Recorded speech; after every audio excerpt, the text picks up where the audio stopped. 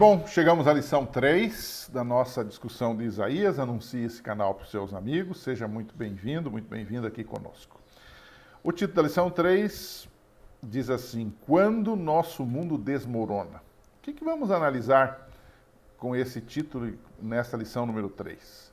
É uma análise do governo de um rei de Judá chamado Acás. Acás, suas escolhas erradas e as consequências. Acás estava vendo seu mundo desmoronar. E diante disso, que é uma situação que você e eu e qualquer pessoa pode passar, o que ele fez? Então, eu coloquei aqui algumas coisas para a gente entender a história, né? O primeiro tópico que eu coloquei aqui é por que o mundo de Acás desmoronou, né? É que no tempo do rei Acás, que não era uma pessoa tão boa assim, né?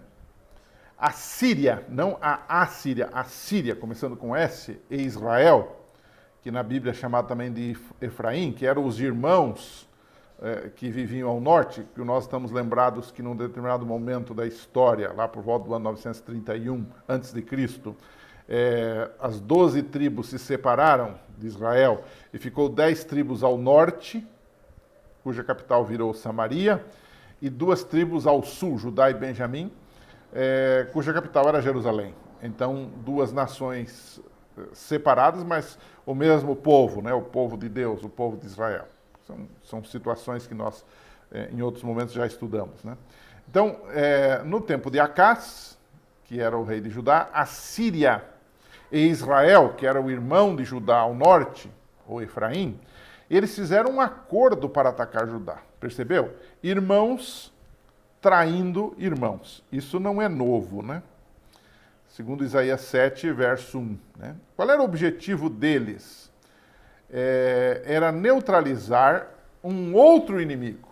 Os sírios e os israelitas fizeram uma junção para evitar que um poder maior, que era a Assíria, viesse contra eles.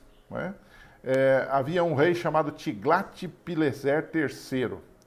E ele tinha muita vontade de dominar aquela região ali.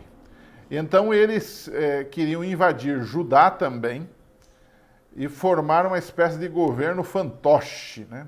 Usar os recursos, né? Que sempre era assim, cobrar impostos e etc.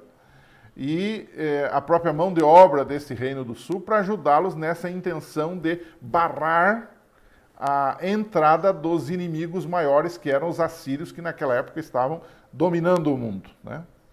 Então, o mundo do povo de Judá e o mundo do rei Acás, eles desmoronaram. A Bíblia diz assim em Isaías 7, essa lição está baseada no capítulo 7, seria interessante você ler o capítulo 7 todo, diz que eles tremeram como as árvores do bosque com o vento. Ou seja, como qualquer pessoa diante de uma situação inusitada e complexa e perigosa reage, né? Então eles ficaram com muito medo. Então por que o mundo desmoronou? Desmoronou porque o inimigo estava vindo e Judá tinha 2 inimigos. Tinha Síria junto com Israel e tinha os assírios. Quer dizer, escapava de um e podia cair na mão de outro, que foi o que de fato aconteceu mais tarde, né? Agora, um segundo bloco da nossa lição, para explicar essa situação do desmoronamento, no sentido simbólico da palavra, diz o seguinte: o que Acás tentou fazer diante desse mundo desmoronando para ele? Ele era o rei, tinha que fazer alguma coisa. A primeira coisa que ele tentou fazer foi trabalhar com uma aliança. Com quem? Com o rei maior, com o assírio. E ele chegou a dizer para esse assírio uma coisa assim, muito vexatória. Diz assim: eu sou teu servo, né? Chegou para Tiglat e disse, olha, mandou presentes para ele, disse, olha, o teu servo, o rei de Judá, né, está à sua disposição. Né? Se você quiser aprofundar um pouquinho mais, leia 2 Reis, capítulo 16, 7 a 9. Né? Mas o Tiglat estava violento, né? O rei da Assíria. Ele tomou a Síria, com S, e fez outras coisas mais. E aparentemente o problema de Uzias, ou melhor, de Acás, né, que era o rei de Judá, estava resolvido, porque ele foi contra o inimigo dele, que era, no caso, a Síria e o próprio Israel ao norte, né? Qual era o problema deste rei Acás, na verdade, né? O problema é que Acas não creu em Deus, nem na sua solução, né? Porque ele resolveu as coisas do seu próprio jeito. Aparentemente, sem nenhuma consequência maior. Ele fez uma aliança lá com o rei da Síria, ele foi lá, o rei da Síria, e bateu no rei da Síria, e resolveu, aparentemente, temporariamente, o seu problema. Mas o problema maior estava para vir, como nós veremos na sequência, né? E então, agora nós estamos prontos para entrar no terceiro bloco da nossa lição. Nós temos por que o mundo desmoronou, porque a casa entrou nesse desmoronamento, né? Mas nós temos que ir para o terceiro ponto, né? Qual é a solução de Deus para um mundo desmoronado, seja pessoal ou seja nacional, no caso aqui de Acas?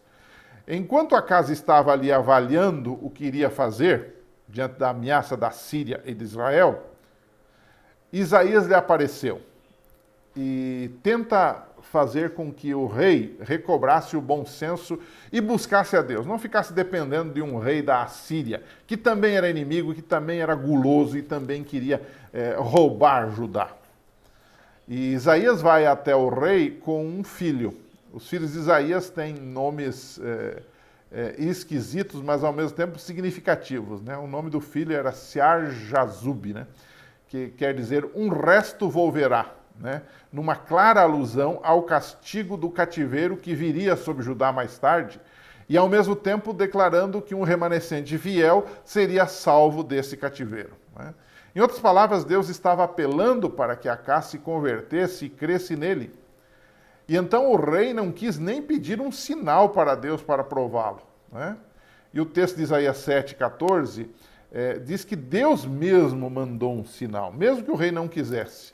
E o sinal era uma criança que nasceria, cujo nome seria Emanuel, né?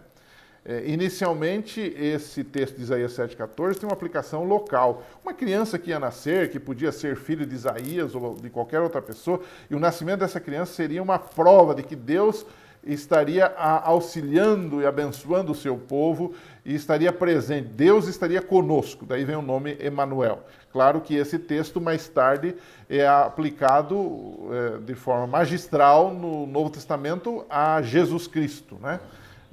O próprio Jesus é o nosso verdadeiro Emanuel, né? Mas, de toda forma, esse sinal indicava a presença de Deus para proteger e para salvar, né? E o que acontece com o nosso amigo Acas é que ele rejeita esse sinal de Deus e ele vai atrás da solução meramente humana.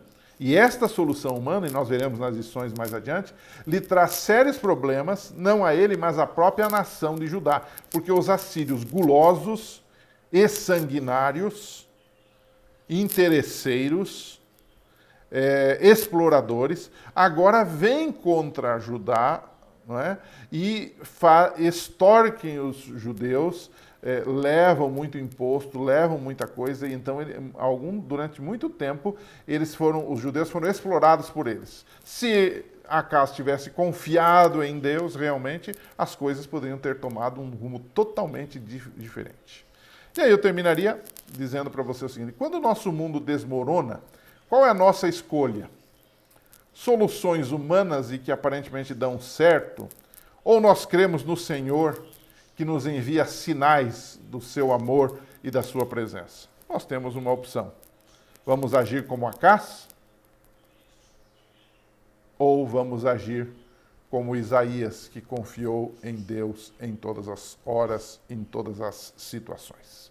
Que Deus te abençoe. Semana que vem a gente volta. Não esqueça, divulgue o nosso canal aos seus amigos e juntos continuemos nessa tarefa nobre de explorar e aprender com a palavra de Deus. Um abraço e até lá.